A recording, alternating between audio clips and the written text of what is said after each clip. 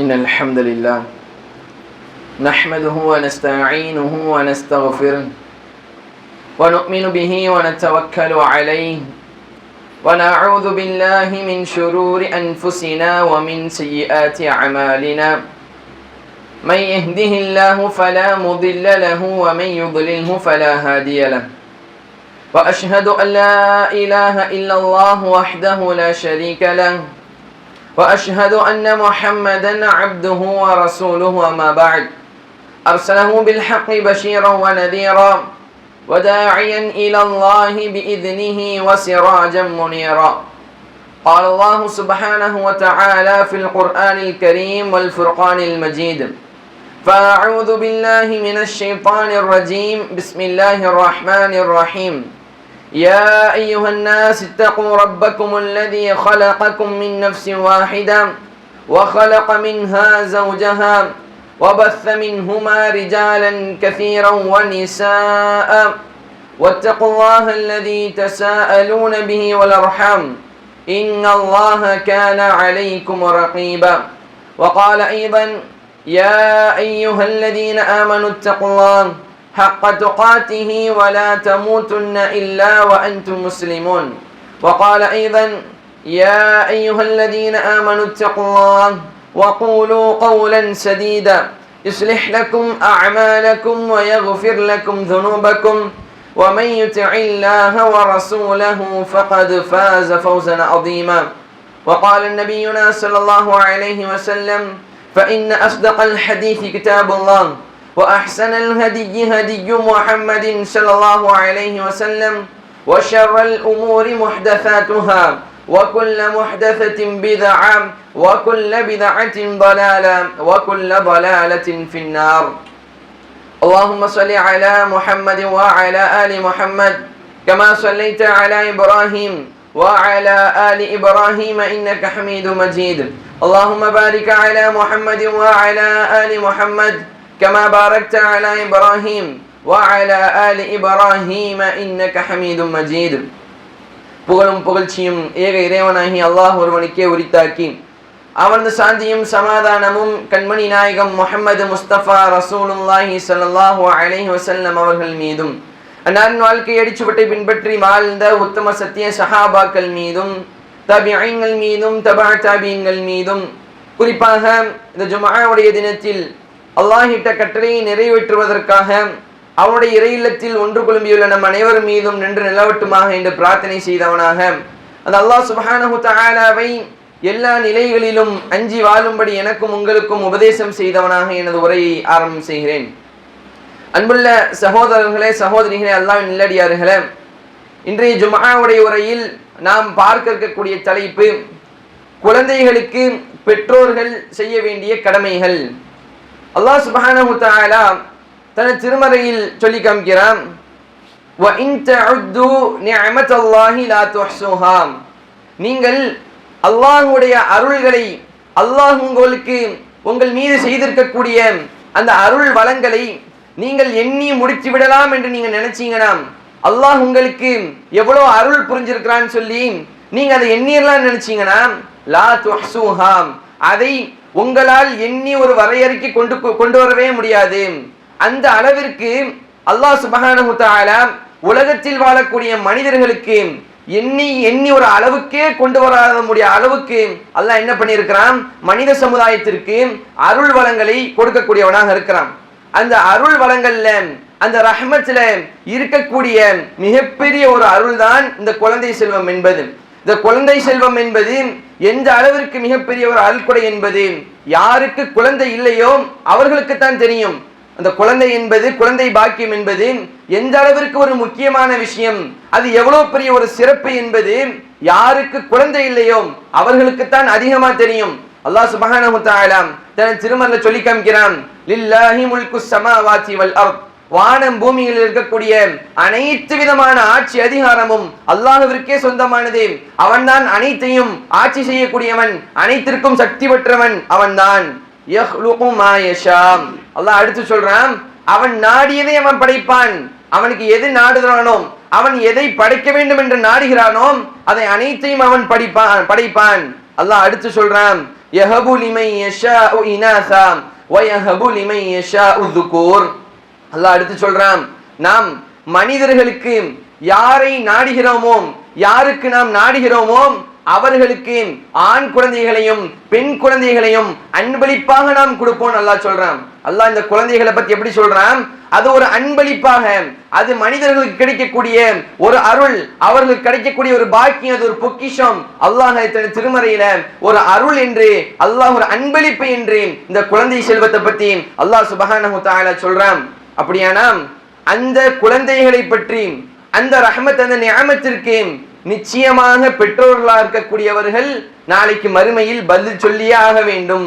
இந்த உலகத்துல நமக்கு என்னென்ன அருள் கொடைகள் எல்லாம் கிடைக்குதோ அதை நாம் எப்படி செலவு செய்தோம், அந்த அருள் வளங்களை நாம் எப்படி நடந்து கொண்டோம், அந்த அருள் வளங்களை கொண்டு நாம் என்ன செய்தோம் என்பதை நிச்சயமாக அல்லாஹ் சுப்ஹானஹு வ தஆலா மறுமை நாளில் கேள்வி கேட்பான். அதான் அல்லாஹ் சொல்வான், ثُمَّ لَتُسْأَلُنَّ يَوْمَئِذٍ عَنِ النَّعِيمِ.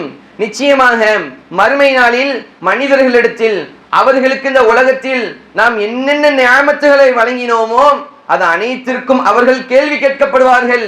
அல்லாஹ் ஒவ்வொரு பெற்றோர்களிடத்திலும் கேட்பான், நான் அந்த உலகத்துல வாழும் போது உனக்கு ஆண் குழந்தைகளை தந்தனேன், பெண் குழந்தைகளை தந்தனேன், அந்த குழந்தைகளை நீ எப்படி வளர்த்தாய், அந்த குழந்தைகளுக்கு நீ எதை கற்றுக் கொடுத்த, அந்த குழந்தைகள் மூலியமாக இந்த சமுதாயத்துக்கு என்ன நல்லது செஞ்ச, அந்த குழந்தைகளை வைத்து சமுதாய மக்களுக்கு, சமுதாய மக்கள் பயன் பெறக்கூடிய வகையாக நீ அந்த குழந்தையை வளர்த்தாயா என்பதாக அல்லாஹ் சுப்ஹானஹு வ தஆலா நிச்சயமாக இந்த நிஅமத்தை குறித்து கேள்வி கேட்பான் என்பதை நாம் புரிந்து கொள்ள வேண்டும். அன்புள்ள சகோதரர்களே, நல்லடியார்களே, நபி ஸல்லல்லாஹு அலைஹி வஸல்லம் அவங்க சொல்லி காமிக்கிறாங்க, மாமின் மௌலூதின் இல்லா யூலது அலல் ஃபித்ராம். நிச்சயமாக இந்த உலகத்தில் பிறக்கக்கூடிய அனைத்து குழந்தைகளும் இயல்பான மார்க்கமாக, இயல்பான மார்க்கமான இஸ்லாமிய மார்க்கத்தில் தான் பிறக்கிறது. அல்லாஹ்வை நம்பக்கூடிய, அல்லாஹ்வை வணங்க வேண்டும் என்ற இயல்புடைய அந்த இஸ்லாமிய மார்க்கத்தில் தான் அனைத்து குழந்தைகளும் பிறக்குது. அடுத்து ரசூலுல்லாஹ் அடுத்து சொல்றாங்க, ஃபஅபவாஹும் யுஹவ்விதானிஹி அவ் யுனஸ்ஸிரானிஹி அவ் யுமஜ்ஜிசானிஹி. ஆனால் அவர்களுடைய பெற்றோர்கள் இருக்கிறார்களே, அவர்கள்தான் அந்த குழந்தைகளை யூதர்களாகவும் கிறிஸ்தவர்களாகவும் நெருப்பு வணங்கிகளாகவும் மாற்றுறாங்க. அப்போ உலகத்துல குழந்தைகள் பிறக்கும் போது நல்ல குழந்தையாகத்தான் பிறக்குது. அந்த குழந்தை அல்லாஹ்வை நம்பக்கூடிய, அல்லாஹ்விற்கு கட்டுப்பட வேண்டும், அல்லாஹ்விற்கு கட்டுப்பட்ட அவருடைய ஏவல்களை நாம் செய்ய வேண்டும் என்ற இந்த யதார்த்த இந்த இஸ்லாமிய மார்க்கத்தில் தான் பிறக்குகிறது. ஆனால் அவருடைய பெற்றோர்கள் தான் அந்த குழந்தைகளை வழித்தவர செய்கிறார்கள். கபரில் கொண்டு போய் கபரை வணங்கக்கூடிய குழந்தைகளாக, குராஃபத்துகளை பின்பற்றக்கூடிய, மூட நம்பிக்கைகளை பின்பற்றக்கூடிய குழந்தையாக அந்த குழந்தை வளருகிறது என்றால் அதற்கு அந்த பெற்றோர்கள் தான் காரணம் என்பதை நபி ஸல்லல்லாஹு அலைஹி வஸல்லம் அவங்க சொல்லி காமிக்கிறாங்க. ஆக அன்புள்ள சகோதரர்களே, நல்லடியார்களே, நாம் எல்லாம் எதுல கவனம் செலுத்துறோம் அப்படின்னா, குழந்தைகள் பெற்றோர்களுக்கு என்ன செய்யணும், இதுல நம்ம எல்லாம் கவனம் செலுத்துவோம். குழந்தைகள் என்னென்ன துஆக்களை பெற்றோர்களுக்காக கேட்கணும் அதை எல்லாரும் கற்றுக் கொடுப்போம். குழந்தைகள் பெற்றோர்கள் வயோதிகத்தை அடைந்தால் அவர்களுக்கு என்னென்ன பணிவிடைகளை செய்யணும் இதையெல்லாம் சொல்லுவோம், அதனுடைய சிறப்புகள் எல்லாம் சொல்லுவோம். ஆனா நம்ம எதை மறந்துட்டோம் அப்படின்னா, குழந்தைகளுக்கு நம்ம என்ன செய்யணும்? முதல்ல ஒரு குழந்தை வளருது அப்படின்னா அந்த குழந்தைக்கு நாம் எதை முதல்ல போதிக்கணும், நாம் அதற்கு செய்ய வேண்டிய கடமைகள் என்ன அப்படிங்கிற ஒரு பகுதியை மறந்தவர்களாக நாம் வாழ்ந்து கொண்டு இருக்கிறோம். அன்புள்ள சகோதரர்கள், நல்லடியார்களே, இஸ்லாமிய மார்க்கம் அனைத்தையும் சொல்லி காமிக்குது. ஒரு பெற்றோர்கள் குழந்தைக்கு செய்ய வேண்டிய காரியங்கள் என்ன, பெற்றோர்கள் மீதான கடமை என்ன, அதையும் குர்ஆன் சுன்னா சொல்லுது. குழந்தைகளுக்கு உண்டான கடமைகள் என்ன, அதையும் குர்ஆன் சுன்னா சொல்லுது. இரண்டையும் சமுதாய மக்கள் எப்பொழுது பின்பற்றி நடக்கிறார்களோ அப்போது இந்த சமுதாயம் சிறப்பிற்குரிய ஒரு சமுதாயமாக, தூய்மையான நல்ல குணம் கொண்ட நல்ல ஒரு சமுதாயமாக வரும் என்பதை நாம் புரிந்து கொள்ள வேண்டும். அல்லாஹ் சுப்ஹானஹு வ தஆலா தன் திருமறையில் சொல்லி காமிக்கிறான், யா அய்யுஹல்லதீன ஆமனூ, ஈமான் கொண்டவர்களே, நம்பிக்கை கொண்டவர்களே, விசுவாசிகளே, நீங்க என்ன செய்யணும் தெரியுமா? அல்லாஹ் முதல்ல சொல்றான், கு அன்ஃபுஸக்கும், உங்களை நீங்களே காப்பாற்றிக் கொள்ளுங்கள், வ அஹ்லீக்கும் நாராம், முதல்ல நீ உன்னை காப்பாத்திக்க. அடுத்து அல்லாஹ் சொல்றான், வ அஹ்லீக்கும் நாராம், உங்களுடைய குடும்பத்தினர்களை, உங்களுடைய குழந்தைகளை, அவர்களை நரக நெருப்பை விட்டும் நீங்கள் காப்பாற்றிக் கொள்ளுங்கள் என்பதாக அல்லாஹ் சுப்ஹானஹு வ தஆலா தன் திருமறையில சொல்லி காமிக்கிறான். அன்புள்ள சகோதரர்களே, நல்லடியார்களே, பெற்றோர் மீது இருக்கக்கூடிய கடமை என்ன தெரியுமா? அந்த குழந்தைகளுக்கு சரியான முறையில் கல்வியை போதித்து அவர்களை நரகத்தை விட்டும் காப்பாற்றக்கூடிய பெற்றோர்களாக இருக்க வேண்டும். நபி ஸல்லல்லாஹு அலைஹி வஸல்லம் சொல்லி காமிக்கிறாங்க, ரஹிமல்லாஹு வாலிதன், ஒரு பெற்றோருக்கு அல்லாஹ் அருள் புரிவானாக, பெற்றோர்களுக்கு அல்லாஹ் அருள் புரிவானாக, அவர்கள் மீது கிருபை காட்டுவானாக, அவர்கள் மீது அல்லாஹ் இரக்கம் காட்டுவானாக. அந்த பெற்றோர்கள் எப்படிப்பட்டவர்கள்? அந்த பெற்றோர்கள் தங்களுடைய குழந்தைகளை நல்ல விஷயத்தில் அவர்களுக்கு உதவக்கூடியவர்களாக இருப்பார்கள். நல்ல விஷயங்களை, அல்லாஹ்வை வணங்கக்கூடிய அந்த விஷயத்தில் மனிதர்களிடத்தில் நல்ல முறையில் பண்போடு அவர்களோடு ஒழுக்கத்தோடு நடந்து கொள்ள வேண்டும் என்றெல்லாம் ஒரு பெற்றோர் அந்த பிள்ளைகளுக்கு போதித்தார் என்றால், அப்படிப்பட்ட பெற்றோருக்கு அல்லாஹ் அருள் புரிவானாக என்பதாக நபி ஸல்லல்லாஹு அலைஹி வஸல்லம் அவங்க சொல்லி காமிக்கிறாங்க. இப்னு உமர் ரலியல்லாஹு அன்ஹு அவர்கள் அடிக்கடி சொல்லுவாங்க, இன்னல் வாலித மஸ்ஊலுன் அனில் வலத், நிச்சயமாக பெற்றோர்கள் நாளைக்கு மறுமை நாளில் தங்களுடைய குழந்தைகளை பற்றி அல்லாஹ்விடத்தில் விசாரிக்கப்படுவார்கள், அவர்களுக்கு அந்த பொறுப்பு இருக்கிறது என்பதை சொல்வார்கள். அடுத்து சொல்லுவாங்க, இன்னல் வலத மஸ்ஊலுன் அன் வாலிதிஹி, அதே போல் குழந்தைகளும் அதே போல் பிள்ளைகளும் நாளைக்கு மறுமையில் அல்லாஹ் சுப்ஹானஹு தஆலா அவன் விசாரிப்பான், உன்னுடைய பெற்றோரிடத்தில் நீ எப்படி நடந்து கொண்டாய். அப்ப ரெண்டு பேருக்குமே நாளைக்கு மறுமையில் விசாரணை இருக்குது என்பதை நாம் புரிந்து கொள்ள வேண்டும். பெற்றோராக இருக்கக்கூடியவர்கள் குழந்தைக்கு முதலில் செய்ய வேண்டிய கடமை என்ன தெரியுமா? நபி ஸல்லல்லாஹு அலைஹி வஸல்லம் அவர்கள் எங்க இருந்து வராங்க அப்படின்னா, அடிப்படையை முதல்ல போதிக்கிறாங்க.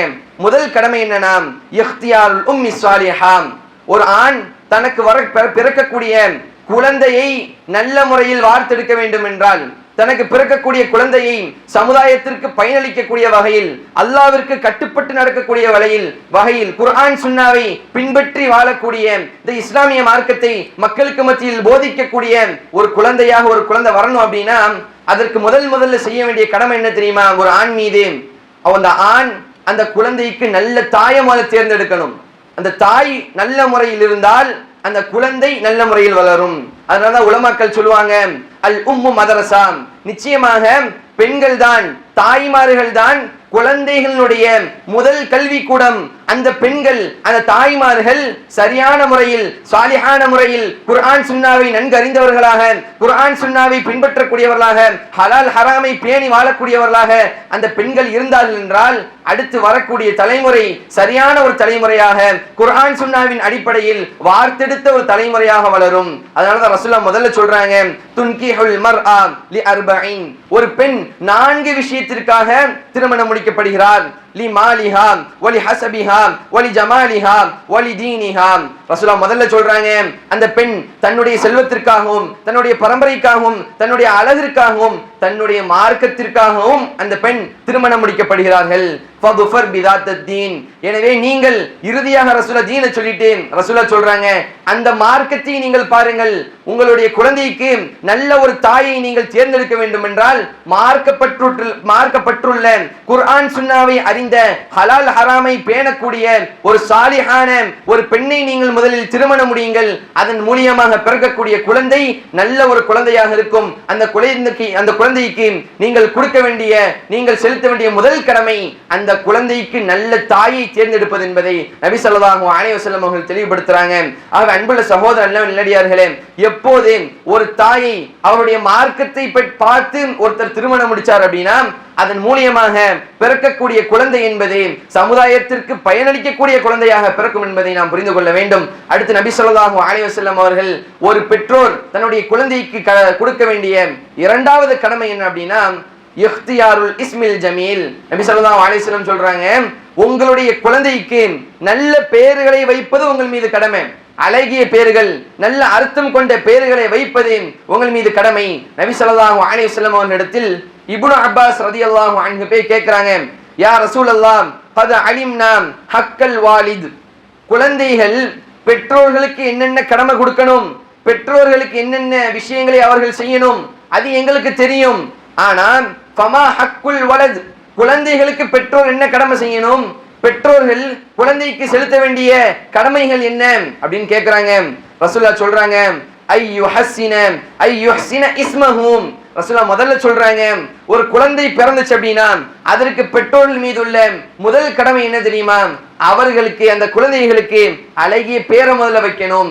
அவர்களுக்கு அர்த்தமுள்ள அழகிய பேர்களை வைக்க வேண்டும். ரசூல் அடுத்து சொல்றாங்க, வயுஹ்சின அதபஹும், அவர்களுடைய ஒழுக்கத்தை சீர்படுத்த வேண்டும், அவர்களுக்கு ஒழுக்கத்தை கற்பிக்க வேண்டும். அந்த குழந்தை சிறு குழந்தையாக இருந்து வளரும் போதே அவர்களுக்கு ஒழுக்கத்தையும் மார்க்கத்தையும் கற்பித்து நல்ல பண்புள்ள ஒரு குழந்தையாக வளர்ப்பது பெற்றோர்கள் மீது கடமையாக இருக்குது என்பதை நபி ஸல்லல்லாஹு அலைஹி வஸல்லம் அவங்க சொல்லி காமிக்கிறாங்க.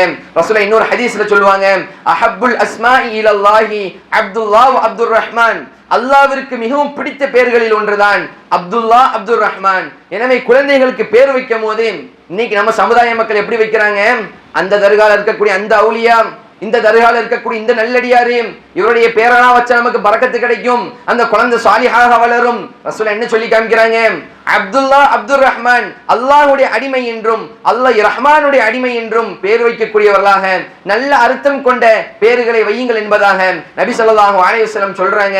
அது பெற்றோர்கள் மீது இருக்கக்கூடிய கடமை என்பதை நபி ஸல்லல்லாஹு அலைஹி வஸல்லம் தெளிவுபடுத்துறாங்க.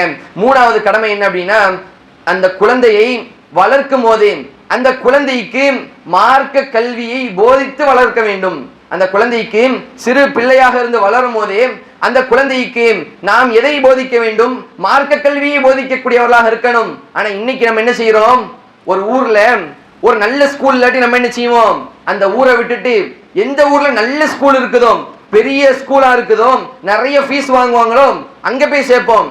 ஏன், அப்பதான் நம்ம பிள்ளை நல்லா படிக்கும், அப்பதான் வளர்ந்து நல்லா சம்பாதிக்கும், இதுல நம்ம முக்கியத்துவம் கொடுக்கிறோம். ஆனா என்னைக்காவது யாராவது நம்ம ஊர்ல ஒரு மதரசா இல்லையே, நம்ம ஊர்ல ஒரு குழந்தைகளுக்கு கற்றுக் கொடுக்கக்கூடிய மதரசா இல்லையே, ஒரு மதரசா கட்டுவோமே, அல்லது இந்த ஊர்ல மதரசா இல்ல பக்கத்து ஊர்ல மதரசா இருக்கு, நம்ம பிள்ளை அங்க போனோம் நல்லா படிப்பான், மார்க்கப்பட்டுள்ள குழந்தையாக வளரும், யாராவது போயிருப்பாங்களா? ஆனால் இன்னைக்கு நம்ம எதுக்கு முக்கியத்துவம் கொடுக்கிறோம், உலக படிப்பிற்கு முக்கியத்துவம் கொடுக்கிறோம். காலையில 7 மணிக்கே ஸ்கூல்ல கொண்டு போய் விடுறோம். ஸ்கூலுக்கு காலையிலிருந்து சாயங்காலம் வரைக்கும் பிள்ளைகளை மார்க்க கல்வியை படிக்க விடாம இந்த உலகத்திற்காக அவ்வளவு நேரம் செலவிடக்கூடிய நாம் மார்க்க கல்வியை படிப்பதற்கு குழந்தைகளை எவ்வளவு நேரம் நாம் செலவிடக்கூடியவர்களாக இருக்கிறோம். எவ்வளவு நேரம் பிள்ளைகளை மதரசால கொண்டு போய் சேர்க்கிறோம். ஸ்கூல்ல அவ்வளவு நேரம் இந்த உலக கல்வியை படிப்பதற்கு முக்கியத்துவம் கொடுத்து அவ்வளவு நேரம் கொண்டு போய் சேர்க்கிறோம். ஸ்கூல்ல காலையிலிருந்து சாயங்காலம் வரைக்கும் படிக்கிறேன். ஆனா மதரசாக்கு போகணும் அப்படின்னா போறதில்லை. மதரசாவை விட்டுட்டு மதரசாவை ஏன் விடுறோம், ஸ்கூலுக்கு லேட் ஆகுது, டியூஷன் போகணும். அப்ப நம்ம எதில் முக்கியத்துவம் கொடுக்கிறோம், இந்த உலக காரியத்திற்கு முக்கியத்துவம் கொடுக்கிறோம். ஆனால் நபி ஸல்லல்லாஹு அலைஹி வஸல்லம் அவர்களும் குர்ஆனும் எந்த குழந்தைக்கு எதை போதிக்க வேண்டும் என்று கட்டளையிடுகிறதோ அப்படிப்பட்ட இந்த மார்க்க கல்வியை புறக்கணிக்கக்கூடியவர்களாக நாம் இருந்துட்டு இருக்கிறோம். நபி ஸல்லல்லாஹு அலைஹி வஸல்லம் அவர்கள் முதலில் ஒரு குழந்தைக்கு எதை போதிக்க வேண்டும் என்று சொல்றாங்க. அந்த குழந்தைய ரசூலுல்லாஹ் சொல்றாங்க, உங்களுடைய குழந்தைக்கு 7 வயசு ஆயிடுச்சு அப்படின்னா நீங்கள் தொழுகையை போதிக்கக்கூடியவர்களா இருங்க. 7 வயசு ஆயிடுச்சு அப்படின்னா அந்த குழந்தைக்கு நீங்க தொழுமாறு ஏவுங்க. அந்த அதே நேரத்துல 7 வயசாகி அந்த குழந்தைகளை உங்களோட பள்ளிக்கு கூட்டு போங்க. அந்த குழந்தைகளுக்கு தொழுமாறு கட்டளையிடுங்க. வதுரிபூஹும் அலைஹா வஹும் அப்னாஉ 10. 10 வயசு ஆயிடுச்சு அப்படின்னா அப்படி அவன் தொழல அப்படின்னா அந்த குழந்தைகளை அடித்து நீங்கள் தொலை வையுங்கள். ரசூல் அடுத்து சொல்றாங்க, வஃபர்ரிகு பைனஹும் ஃபில் மவாஜிஇன், உங்களுக்கும் உங்களுடைய குழந்தைக்கும் மத்தியில 10 வயசு ஆயிடுச்சு அப்படின்னா நீங்கள் படுக்கையை விட்டும் அந்த குழந்தையை பிரித்தெடுக்க வேண்டும், படுக்கையை விட்டும் குழந்தைகளை பிரிக்க வேண்டும். இன்னைக்கு நம்ம எல்லாத்தையும் சொல்லிக் கொடுக்கக்கூடிய நாம் குழந்தைகளுக்கு மார்க்க விஷயங்களை சொல்லிக் கொடுக்கிறோமா? உன்னுடைய அக்கா தான், அந்த அக்காவோட நீ எப்படி பழகணும், உன்னுடைய சொந்தக்கார பிள்ளைதான், உன்னுடைய மாமா பிள்ளைதான், உன்னுடைய பெரித்தா பிள்ளைதான், ஆனா அந்த பிள்ளைகளோடு அந்த அக்காவோடு நீ எப்படி பழக வேண்டும், சக பெண்களோடு நீ எப்படி பழக வேண்டும், இந்த விஷயத்தை நம்ம எத்தனை பேர் சொல்லிக் கொடுக்கிறோம்? உலக காரியங்களை எல்லாம் சொல்லிக் கொடுப்போம். நீ இப்படி படிச்சா இவ்வளவு லெவல்ல வரலாம், நீ மிகப்பெரிய ஆளா வருங்காலத்துல வரலாம், இதை போதிக்கக்கூடிய நாம் மார்க்க விஷயத்தை போதிக்கிறோமா? ரசூலுல்லாஹ் என்ன சொல்றாங்க, 7 வயசு ஆச்சுன்னா தொழுமாறு கட்டளையிடுங்க. 7 வயசுல இருந்தே உங்களுடைய குழந்தைகளுக்கு மார்க்கத்தை கற்றுக் கொடுக்கக்கூடியவர்களாக இருக்கணும். 10 வயசாயும் அவன் மார்க்கத்தை கற்றுக்கொள்ளாமல் பள்ளிக்கு போகாம இருந்தான் அப்படின்னா அந்த குழந்தைகளை நீங்கள் அடித்தாவது பள்ளிக்கு கூட்டு போங்க என்பதை நபி ஸல்லல்லாஹு அலைஹி வஸல்லம் அவர்கள் சொல்லி காமிக்கிறாங்க. ரசூலுல்லாஹ் இன்னொரு ஹதீஸ்ல சொல்றாங்க, ஹக்குல் வலதி அலல் வாலிதி ஐயு அல்லிமஹு அல் கிதாபத வஸ்ஸிபாஹத வர்ரமிய.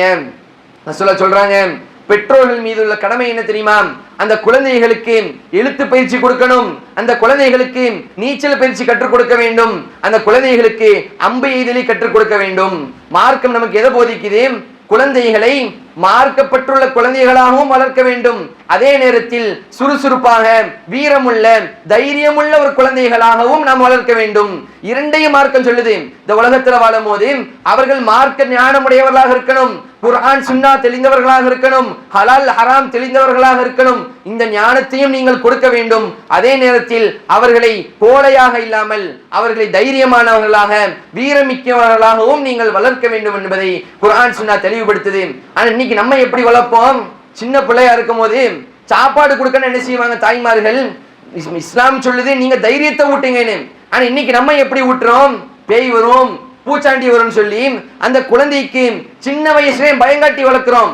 இஸ்லாம் சொல்லுது அந்த குழந்தைகளுக்கு நீங்க சின்ன வயசுல இருந்தே வீரத்தை கற்றுக் கொடுங்க, தைரியத்தை கற்றுக் கொடுங்க, மார்க்கத்தை கற்றுக் கொடுங்கள் என்பதை நபி ஸல்லல்லாஹு அலைஹி வஸல்லம் அவர்கள் தெளிவுபடுத்துறாங்க. அல்லாஹ் சுப்ஹானஹு வ தஆலா தன் திருமறையில பல நல்லடியார்களுடைய வரலாறுகளை சொல்றான், பல நபிமார்களுடைய வரலாறுகளை சொல்றான். ஏன் சொல்றா அப்படின்னா அதிலிருந்து இந்த மனித சமூகம் படிப்பினை பெற்று அதை பின்பற்றி வாழ வேண்டும் என்பதற்காக. லுக்மான் அலைஹிஸ்ஸலாம் அவருடைய வரலாறுகளை அல்லாஹ் சுப்ஹானஹு வ தஆலா தன் திருமறை குர்ஆன்ல சொல்லி காமிக்கிறான். லுக்மான் அவர் நல்லடியார், அவருடைய குழந்தைக்கு அந்த சின்ன பையனுக்கு அவர் செய்த உபதேசங்களை அல்லாஹ் சுப்ஹானஹு வ தஆலா தன் திருமறையில தொடர்ந்து சொல்லிட்டு வரான்.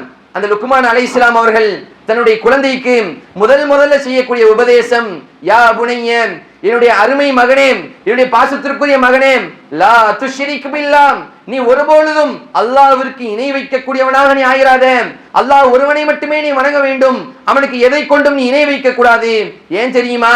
இன்ன ஷிர்க லதுல்முன் அதீம், நிச்சயமாக ஷிர்க் இருக்குதே, அந்த இணை வைப்பு இருக்குதே, அல்லாஹ்வை விட்டுவிட்டு அவனுக்கு இணையாக வேற ஒரு விஷயத்தை, அவுலியாவை கபர்ல போய் வணங்கக்கூடிய இந்த மாபெரும் இந்த விஷயம் இருக்குதே, இது மிகப்பெரிய ஒரு அநியாயம், இது அல்லாஹ்விற்கு கொடுக்கக்கூடிய அநியாயம் என்பதை லுக்மான் அலைஹிஸ்ஸலாம் அவர்கள் தன்னுடைய குழந்தைக்கு போதிக்கிறாங்க.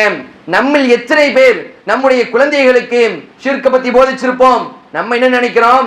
காலையில பிள்ளைய மதரசால விட்டுட்டா நம்முடைய கடமை முடிஞ்சிருச்சு, அந்த பிள்ளைக்கு அலிஃபாத்தா ஓத வச்சுட்டா நம்முடைய கடமை முடிஞ்சிருச்சு நினைக்கிறோம். லுக்மான் அலைஹிஸ்ஸலாம் அவர்கள் தன்னுடைய குழந்தைக்கு போதிக்கிறாங்க, லா துஷ்ரிக் பில்லாஹ் இன்ன ஷிர்க லதுல்முன் அதீம், நீ ஒருபொழுதும் அல்லாஹ்விற்கு இணை வைக்கக்கூடியவனாக நீ ஆயிராத. இணை வைப்பு என்பது மிகப்பெரிய பாரதூரமான மிகப்பெரிய ஒரு அநியாயம் என்பதை அந்த குழந்தைக்கு சின்ன வயசுலேயே உணர்த்தக்கூடியவர்களாக இருக்கிறாங்க. இன்னும் பல தன்னுடைய குழந்தைக்கு அவர்கள் செய்த பல அந்த உபதேசங்களை அல்லாஹ் சுப்ஹானஹு வ தஆலா தன் திருமறையில தொடர்ந்து சொல்றான். அவர்கள் சொல்றாங்க, யா புனைய, அருமை மகனே, அக்கிமிஸ் ஸலாம், நீ தொழுகையை நிலைநாட்டக்கூடியவனாக இருக்க வேண்டும். நீ இந்த உலகத்தில் எந்த பகுதிக்கு போனாலும் சரி, அங்கு உன்னை அல்லாஹ் பார்க்கிறான், அவனுக்காக நீ தொழக்கூடியவனாக இருக்கணும். இன்னைக்கு நம்மளுடைய வீட்டுல குழந்தைகளை நம்ம தொலைப்போ சொல்றோம். நம்ம சொல்லுவோம், வீட்டுல இருந்து தாய்மார்கள் சொல்லுவாங்க, தொலைப்போடாம், பாங் சொல்லிருச்சு, தொலைப்போம். தாய்மார்கள் எத்தனை பேர் சரியான முறையில் தொழக்கூடியவர்களாக இருக்கிறாங்க? அந்த பிள்ளைகளுக்கு சிறந்த முன்மாதிரியாக பெற்றோர்கள் இருக்க வேண்டும். அது அவர்கள் மீது இருக்கக்கூடிய கடமை. தன்னுடைய குழந்தைக்கு அழகிய முன்மாதிரியாக இருக்க வேண்டியது பெற்றோர்கள் மீது கடமை. வீட்டுல உட்கார்ந்துட்டு பள்ளிக்கு போ அப்படின்னா அந்த குழந்தை எப்படி போகும்? அத்தா கூட்டு போகணும், வாப்பா அந்த குழந்தையை அவரோட கூட்டு போகணும். அவர் வீட்டுல உட்கார்ந்துட்டு குழந்தைய வீட்டுக்கு பள்ளிக்கு போம் அப்படின்னா எப்படி போகும்? அதான் ரசூலுல்லாஹி ஸல்லல்லாஹு அலைஹி வஸல்லம் குர்ஆனும் சுன்னாவும் நமக்கு தெளிவுபடுத்துவது என்ன? ஒரு பெற்றோர் தன்னுடைய குழந்தைக்கு சிறந்த முன்மாதிரியாக நன்மையான விஷயங்களில் அவர்களுக்கு வழிகாட்டக்கூடியவர்களாக இருக்க வேண்டும் என்பதை குர்ஆனும் சுன்னாவும் தெளிவுபடுத்தக்கூடியதாக இருக்குது. நபி இப்ராஹிம் அலைஹிஸ்ஸலாம் அவர்கள் கஅபாவை புதுப்பிக்கக்கூடிய அந்த பணியில பள்ளி கட்டுறாங்க, கஅபாவை கட்டுறாங்க. கெட்டும் போது அல்லாஹ் தன் திருமறையில சொல்லி காமிக்கிறான், வஇத் யர்ஃபஉ இப்ராஹீமுல் கவாயித மினல் பைத்தி வ இஸ்மாயில். இப்ராஹிம் அலைஹிஸ்ஸலாம் அவர்கள் கஅபாவை புதுப்பிக்கக்கூடிய இந்த பணியில் ஈடுபடுறாங்க. அந்த நேரத்தில் தன்னுடைய மகனான இஸ்மாயில் அலைஹிஸ்ஸலாம் அவர்களையும் தன்னோடு இணைத்துக் கொள்கிறார்கள். சமூக பணிகளை ஈடுபடும் போது நாம் நம்முடைய குழந்தைகளை அதில் ஈடுபடுவதற்கு நாம கூட்டிட்டு போகணும். இன்னைக்கு அப்படி நேர்மாற்றமாக இருக்குது. அத்தா என்ன செய்வாரு? ஊர்ல சமுதாய பணிக்கு முன்னாடி பணிப்பாரு, பள்ளி தலைவரா இருப்பாரு, பள்ளி செயலாளரா இருப்பாரு, பள்ளியில உறுப்பினரா இருப்பாரு. அவர் சமுதாய பணிகளுக்காக மார்க்கத்தை போதிப்பதற்காக பல முயற்சிகளை எடுப்பாரு. ஆனா குழந்தைகள் அதற்கு நேர்மாற்றமானவர்களாக இருப்பாங்க. அப்ப பெற்றோர்கள் மீது உள்ள கடமை என்ன? அந்த குழந்தைகளை நாம் சிறு பிராயத்தில் இருந்தே, சின்ன வயசுல இருந்தே அவர்களை இந்த மார்க்கத்திற்கு செய்யக்கூடிய கடமைகளில் அவர்களை ஈடுபடுத்தக்கூடியவர்களாக இருக்கணும். சமுதாய பணிகளில் அவர்களையும் சேர்த்து அரவணைக்கக்கூடியவர்களாக பெற்றோர்கள் இருக்க வேண்டும். அது அவர்கள் மீது கடமையாக இருக்குது. லுக்மான் அலைஹிஸ்ஸலாம் அவர்கள் அடுத்து சொல்றாங்க, அருமை மகனே, வஅமுர் பில் மஅரூஃபி வன்ஹ அனில் முன்கர், மக்களை சத்தியத்தின் பால், அல்லாஹ்வின் பால் வணங்குவதை நீ அழைப்பு விடு. மனிதர்களுக்கு நன்மை ஏவு. அவர்கள் தீமையை செய்தார்கள் என்றால் அதை பார்த்துட்டு அப்படி போயிடாத. அவர்களுக்கு நன்மை ஏவி தீமையை தடுக்கக்கூடியவனாக நீ இருக்க வேண்டும். அடுத்து சொல்றாங்க, வஸ்பிர் அலா மா அஸாபக், நீ அப்படி தஅவா செய்யும் போதே, அந்த அழைப்பு பணி செய்யும் போதே உனக்கு ஏதாவது கஷ்டங்கள் ஏற்பட்டுச்சுனா, உனக்கு துன்பங்கள் ஏற்பட்டுச்சு அப்படின்னா அதை நீ பொறுமையாக இருக்க வேண்டும். எத்தனை பெற்றோர்கள் இந்த விஷயங்களை தன்னுடைய குழந்தைக்கு போதிக்கக்கூடியவர்களாக இருக்கிறோம். லுக்மான் அலைஹிஸ்ஸலாம் அவர்கள் முதல்ல ஷிர்க்க பத்தி சொல்லிட்டாங்க, தொழுகையை பத்தி உபதேசம் பண்றாங்க, நன்மை ஏவினி தீமையை தடுக்க வேண்டும். அடுத்து சொல்றாங்க, இந்த மாதிரி நீ அழைப்பு பணி பண்ணும் போது உனக்கு கஷ்டம் வரும், மக்கள் உன்னை நோவினை செய்வார்கள். அப்படி செஞ்சாங்க அப்படின்னா வஸ்பிர் அலா மா அஸாபக், அந்த சோதனையின் போதே நீ பொறுமையாக இருக்க வேண்டும் என்பதை லுக்மான் அலைஹிஸ்ஸலாம் அவர்கள் தன்னுடைய குழந்தைக்கு சிறு பிராயத்தில இருந்தே உபதேசம் செய்யக்கூடியவர்களாக இருக்கிறாங்க. இப்படி அந்த குழந்தைகளை நல்ல முறையில் அவர்களுக்கு மார்க்க கல்வியை போதிப்பது பெற்றோர்கள் மீது கட்டாய கடமை என்பதை நாம் புரிந்து கொள்ள வேண்டும். நபி ஸல்லல்லாஹு அலைஹி வஸல்லம் அவங்க சொல்லி காமிக்கிறாங்க, மன் ரஸகஹுல்லாஹு வலதன், யாருக்கு அல்லாஹ் சுப்ஹானஹு வ தஆலா குழந்தை செல்வத்தை கொடுத்திருக்கிறானோ, குழந்தை என்ற அருளை அல்லாஹ் யாருக்கு கொடுத்திருக்கிறானோ, ஃபல்யுஹ்சின் இஸ்மஹும், அவர் முதல்ல ரசூலா என்ன சொல்றாங்க, அழகிய பேரை வைக்கணும். அடுத்து ரசூலா சொல்றாங்க, ஃபல்யுஹ்சின் அதபஹும், அவர்களை ஒழுக்கமிக்க ஒரு சமுதாயமாக தாயும் தந்தையும் அந்த குழந்தைக்கு ஒழுக்கத்தை கற்பிக்கணும், மார்க்க விஷயங்களை கற்பிக்கணும். ரசூலா அடுத்து சொல்றாங்க, ஃபஇதா பலக, முக்கியமான விஷயம் நபி ஸல்லல்லாஹு அலைஹி வஸல்லம் சொல்லி காமிக்கிறாங்க, ஃபஇதா பலக, அவருக்கு குறிப்பிட்ட ஒரு வயசு வந்துருச்சு அப்படின்னா ஃபல்யுஸவ்விஜுஹும், அந்த உங்களுடைய குழந்தைக்கு சாலிஹான ஆணையும் சாலிஹான பெண்களையும் நீங்கள் திருமணம் முடித்து வைக்க வேண்டியது அந்த பெற்றோர்கள் மீது கட்டாய கடமை என்பதை நபி ஸல்லல்லாஹு அலைஹி வஸல்லம் அவர்கள் தெளிவுபடுத்துறாங்க. ஆகவே அன்புள்ள சகோதரர்கள் எல்லாம் நல்லடியார்களே, பெற்றோர்களாக இருக்கக்கூடியவர்கள் தங்களுக்கு மீது இருக்கக்கூடிய கடமைகளை உணர்ந்து தன்னுடைய குழந்தைகளை வளர்க்கக்கூடியவர்களாக இருக்க வேண்டும். அப்படிப்பட்ட நன்மக்களாக அல்லாஹ் நம் அனைவரையும் அருள் புரிவானாக. ரப்பனா அத்தினா ஃபித் துன்யா ஹஸனா வ ஃபில் ஆখিরাতি ஹஸனத்தன் வ கினா அஸாபன்னார்.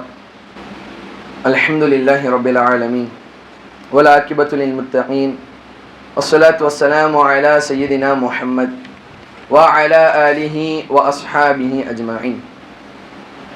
அன்புள்ள சகோதரர்களே, அல்லாஹ்வின் நல்லடியார்களே, ஜும்ஆவுடைய முதல் உரையில் பெற்றோர்கள் குழந்தைகளுக்கு செய்ய வேண்டிய உபகாரங்கள் என்ன, பெற்றோர்கள் மீது இருக்கக்கூடிய மிக முக்கியமான கடமைகள் என்ன என்பதை நாம் ஒரு சில விஷயங்களை பார்த்தோம். நபி ஸல்லல்லாஹு அலைஹி வஸல்லம் அவங்க சொல்லி காமிக்கிறாங்க, குல்லுக்கும் ராயின் வ குல்லுக்கும் மஸ்ஊலூன அன் ரஅயதிஹி, நிச்சயமாக இந்த உலகத்தில் இருக்கக்கூடிய அனைவரும் பொறுப்புதாரிகள். இந்த உலகத்தில் இருக்கக்கூடிய யாராவனா இருக்கட்டும், ஒவ்வொருவருக்கும் ஒவ்வொரு பொறுப்பு இருக்குது.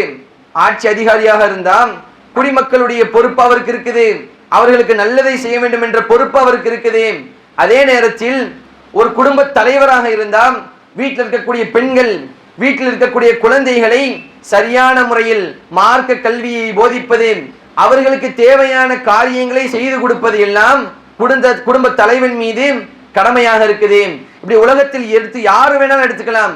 குழந்தையாக இருந்தால் அதற்கு ஒரு கடமை இருக்கும், மாணவராக இருந்தால் அவர்களுக்கு சில கடமை இருக்கும், ஒவ்வொருவருக்கும் ஒரு சில கடமைகள் இருக்குது.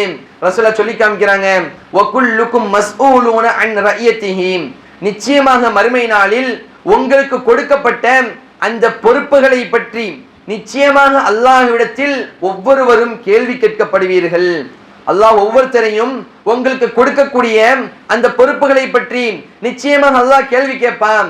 உனக்கு நான் தாய் என்ற பொறுப்பை கொடுத்திருந்தனே, அந்த அந்தஸ்தை கொடுத்திருந்தனே, பெற்றோர்கள் உங்களுக்கு அந்த ஒரு பொறுப்பை நான் கொடுத்திருந்தனே, குழந்தைகளை சரியான முறையில் வளர்த்து எடுக்க வேண்டும் என்ற ஒரு பொறுப்பை நான் உங்களுக்கு கொடுத்திருந்தனே, அந்த பொறுப்பில் நீங்க எப்படி இருந்தீங்க, உங்களுடைய குழந்தைகளுக்கு நீங்கள் எதை போதித்தீர்கள், மார்க்க விஷயத்தை நீங்க போதிச்சீங்களா அல்லது வேற எதை நீங்க போதிச்சீங்களா, உங்களுடைய குழந்தைகள் நீங்க எப்படி வளர்த்தீங்க என்பது குறித்து நிச்சயமாக அல்லாஹ் கேள்வி கேட்பான் என்பதை நபி ஸல்லல்லாஹு அலைஹி வஸல்லம் அவர்கள் தெளிவுபடுத்துறாங்க.